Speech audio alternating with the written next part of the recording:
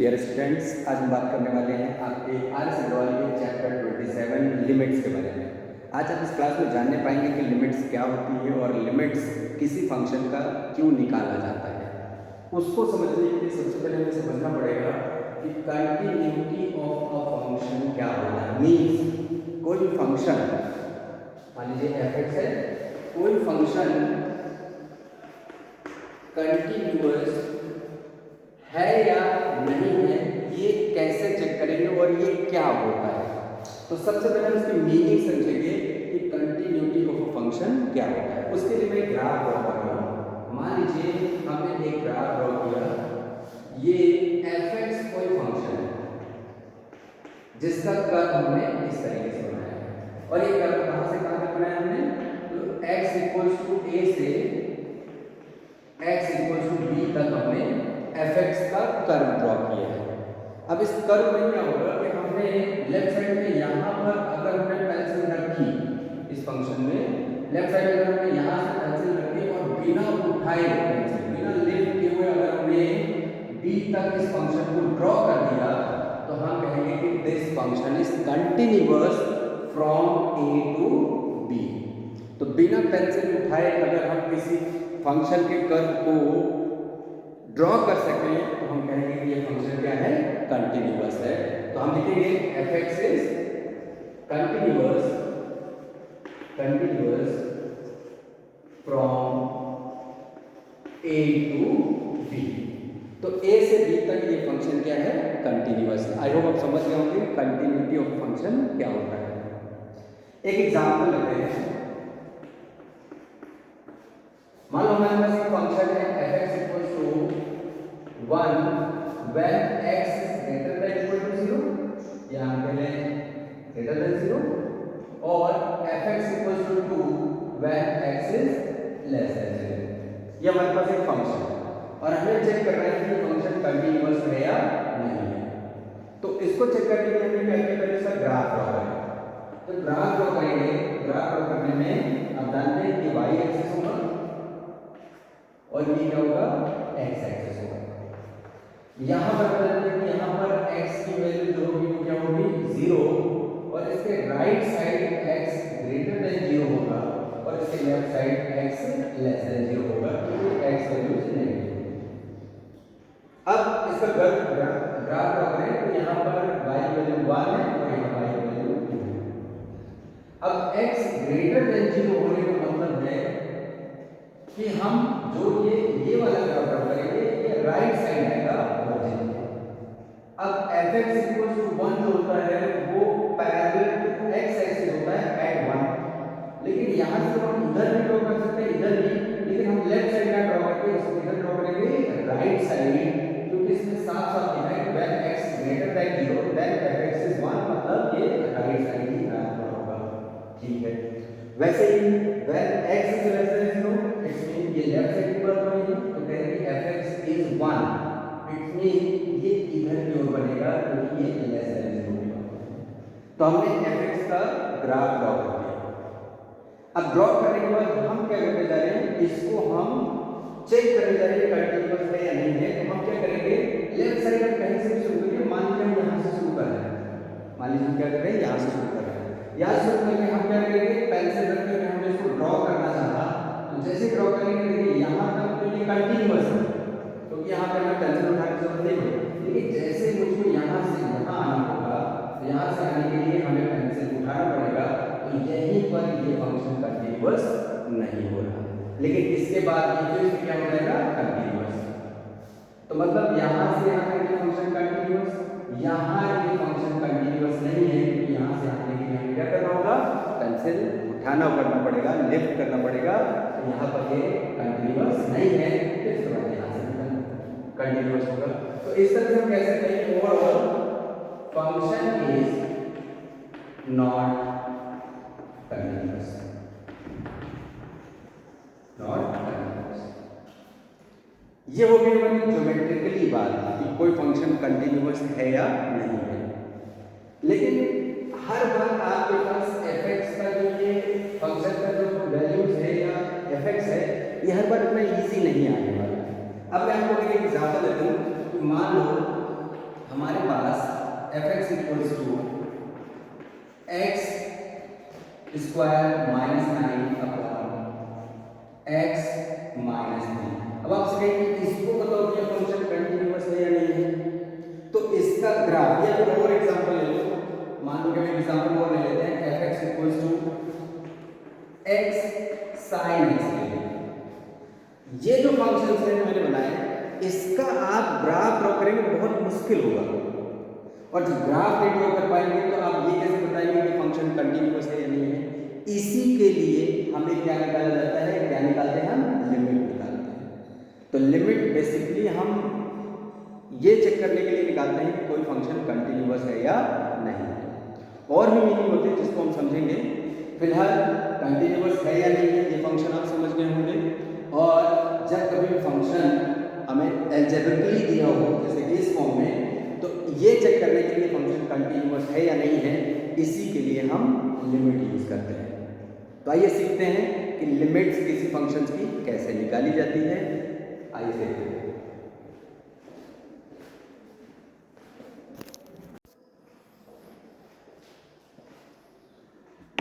आइए हम समझते हैं कि लिमिट क्या होता है, और लेफ्ट हैंड लिमिट क्या होता है, राइट हैंड लिमिट क्या होता है, और किसी भी फंक्शन की वैल्यू किसी पर्टिकुलर पॉइंट पर कितनी होती है। आइए हम समझते हैं। हमने क्या किया, एक फंक्शन ले लिया और उस फंक्शन की value at x equals to a कितनी होगी ये समझने जाना है। अच्छा, मान लीजिए हमारे पास एक एग्जांपल होता है कि fx equals to 1 upon x minus a होगा एक फंक्शन, और हमें चेक करना चाहते हैं कि at x equals to a इसकी वैल्यू कितनी होगी। तो हम क्या करते हैं, x की वैल्यू a यहाँ पर सब्स्टिट्यूट करेंगे। तो जैसे सब्स्टिट्यूट करेंगे तो fa आ जाएगा 1 upon a minus a that is 1/0 that is undefined. Means x equals to a पर ये वैल्यू अनडिफाइंड आ रही है, मतलब कंटिन्यूअस नहीं है। अच्छा, x इक्वल्स टू a पर ये ग्राफ है x एक्सिस है, और यहाँ पर ये हमने एक fx का कर्व है। इस कर्व में x इक्वल्स टू a पर ये डिफाइंड नहीं है, यहाँ पर डिफाइंड नहीं है, ऐसा आप देख सकते हैं। तो क्या हम x इक्वल्स टू a पर कभी वैल्यू पता ही नहीं कर पाएंगे क्या होगी। तो इसके लिए हम क्या करेंगे कि x इक्वल्स टू a पर जो है हम वैल्यू फाइंड नहीं करेंगे, हम इसके लेफ्ट हैंड साइड देखेंगे कि भाई इसके लेफ्ट में पास की वैल्यू कौन सी है, इसके राइट में कौन सी पास की वैल्यू है। तो हम x इक्वल्स टू a पर अनडिफाइंड पा रहे हैं, लेकिन x इक्वल्स टू a के लेफ्ट साइड कौन सी वैल्यू होगी या x इक्वल्स टू a के राइट साइड कौन सी वैल्यू होगी, ये हम ऑब्जर्व करने जा रहे हैं। जब हम इसके लेफ्ट साइड वैल्यू की बात करेंगे, इसका मतलब है a से थोड़ा सा कम, यानी अगर हम लेफ्ट साइड बात करेंगे तो जिसको हम बोलते हैं लेफ्ट हैंड लिमिट। अगर हम किसी भी x इक्वल्स टू a पर हम वैल्यू अनडिफाइंड पा रहे हैं, तो उसके हम लेफ्ट साइड बात करेंगे तो उसके लेफ्ट साइड कौन सी वैल्यू हो सकती है। अब लेफ्ट साइड तो बहुत सारी वैल्यू होगी, लेकिन जो x इक्वल्स टू a के नियरेस्ट होगी उस वैल्यू को देखना चाहते हैं। अब नियरेस्ट वैल्यू कौन सी होगी, तो हमने h यहाँ पर लिया है। h का मतलब होता है मिनिमम, मतलब क्यों लीजिए सबसे छोटी पॉजिटिव वैल्यू जो a में से माइनस करे तो वो एकदम इसके एकदम नजदीक हो। यानी h की वैल्यू आप ऐसे मान लीजिए 0.00000001 या इससे भी छोटी, तो हम a में से अगर माइनस करेंगे तो वो a के एकदम नजदीक होगा। वैसे अगर हम a में ऐड करेंगे तो वो भी a के एकदम पास में होगा। जैसे सोचिए a की वैल्यू 3 हो और h की वैल्यू हो जाए 0.00000, जितना आप लगा सकते हैं इफेक्टिव नहीं होगा। अगर आप उसको a प्लस x करिए तो क्या हो जाएगा 3.0000001। इसका मतलब ये एक्चुअली 3 ही है, बहुत 3 के करीब है, लेकिन अगर सोचिए इससे और ज़्यादा हम 0 ऐड करके 1 करें तो और नज़दीक हो जाएगा। तो हम इसके लेफ्ट हैंड साइड देखेंगे x इक्वल्स टू a के नियरेस्ट पॉइंट कौन सा है, और राइट साइड देखेंगे। तो जब हम लेफ्ट साइड इसके नियरेस्ट पॉइंट देखते हैं तो हम क्या कहते हैं हम इसका लेफ्ट हैंड लिमिट निकाल रहे हैं। मतलब हम इस x इक्वल्स टू a पर इस fx की वैल्यू चाहते हैं किधर से अप्रोच करते हुए लेफ्ट साइड से जा रहे हैं। तो जब लेफ्ट हैंड से जाएंगे तो हम बोलते हैं उसको लेफ्ट हैंड लिमिट। और जब हम x इक्वल्स टू a के वैल्यू तक पहुंचते हैं राइट साइड से तो उसको हम बोलते हैं right hand limit. In short left hand limit को बोलते हैं LHL और राइट हैंड लिमिट को बोलेंगे RHL। अब लिखने का तरीका क्या होगा थोड़ा ये सोचिए। जब मैं लेफ्ट साइड से a को अप्रोच कर रहा हूं तो मैं लिखूंगा x tending to a minus. अब यहाँ पे जो माइनस है एक सिंबल मात्र है कि हम x इक्वल्स टू a को लेफ्ट से अप्रोच कर रहे हैं, मतलब a से थोड़ी वैल्यू कम होगी। a से क्या होगी? थोड़ी वैल्यू कम होगी। इसको आप ऐसे समझ सकते हैं कि a माइनस h। जब हम राइट साइड से अप्रोच करेंगे मतलब a से थोड़ा सा ज्यादा रहेगा। तो फिर अगर आप इधर से इधर की ओर आ रहे हैं और एग्जैक्टली इस पॉइंट पर नहीं आ रहे हैं तो मतलब x की वैल्यू a से थोड़ी सी ज्यादा होगी। तो हम राइट साइड से जब अप्रोच करते हैं उस वैल्यू को तो हम लिखते हैं a प्लस, और जब इसको हम समझते हैं तो ये हो जाता है a प्लस h। मतलब x tending to a plus का मतलब होता है कि a से थोड़े से ज्यादा वैल्यू यानी a प्लस h की बात कर रहे हैं और इसको कहते हैं RHL मतलब राइट हैंड लिमिट। अब इसको लिखते कैसे हैं? Limit x tending to a minus, मतलब हम x की वैल्यू a पर पता करना चाहते हैं, फाइंड करना चाहते हैं, लेकिन a पर अनडिफाइंड आ रहा है इसलिए हम a से थोड़ी सी कम वैल्यू ले रहे हैं, मतलब लेफ्ट साइड से अप्रोच कर रहे हैं a को। और किसकी वैल्यू फाइंड करना चाह रहे हैं? fx की। तो इसको आप याद रखिएगा, LHL left hand limit is equals to limit x tending to a minus, इसका मतलब लेफ्ट साइड से उस x की वैल्यू a पर हम फाइंड करना चाहते हैं fx की वैल्यू। उसी तरह से मुझे पूरा स्पष्ट है कि आप इसको लिख सकते हैं। फिर मैं लिख रहा हूं limit x tending to a plus fx की वैल्यू। तो ये हमारा हो गया LHL और ये हो गया हमारा RHL। जब कोई function x equals to a पर अगर हम अप्रोच कर रहे हैं, सोचिए यहां तक हम पहुंच गए near about x equals to a पर fx की वैल्यू, और इधर से हम इसी पॉइंट पर यहां पर आ गए, यहां पर आ गए। अगर ये दोनों वैल्यूज डिफरेंट होंगी तो ऑब्वियस बात है कि ये इधर से निकल जाएगा और ये इधर से निकल जाएगा। लेकिन अगर ये दोनों वैल्यू सेम हुई तो इसका मतलब है यहां से आप इसको पूरा कंटिन्यूअसली ऐसे ड्रॉ कर सकते हैं क्योंकि दोनों यहां पर मैच कर रहे हैं। मतलब if RLHL is equals to RHL हो जाए तो हम कहेंगे फंक्शन इज या यूं कह लीजिए हम कहेंगे लिमिट एग्जिस्ट। यानी लिमिट एग्जिस्ट का मतलब है कि x इक्वल्स टू a पर इसकी वैल्यू कुछ ना कुछ fx की वैल्यू आएगी। Means if limit x tending to a minus fx यानी left hand limit equals to limit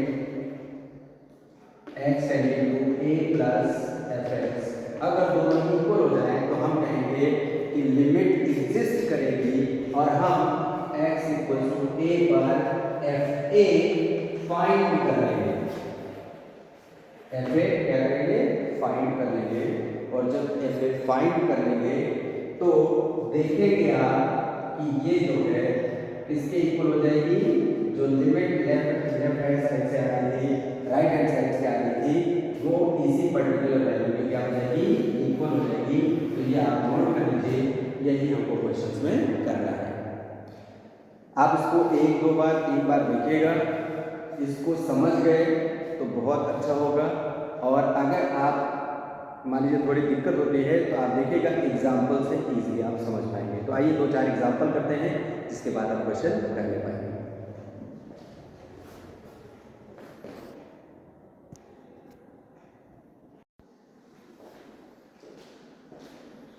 चलिए आइए एनसीईआरटी में कुछ क्वेश्चंस करते हैं जिससे आपको लिमिट्स और अच्छे से क्लियर हो जाएगा। सबसे पहले क्वेश्चन क्या कह रहा है, इवैल्यूएट लिमिट्स।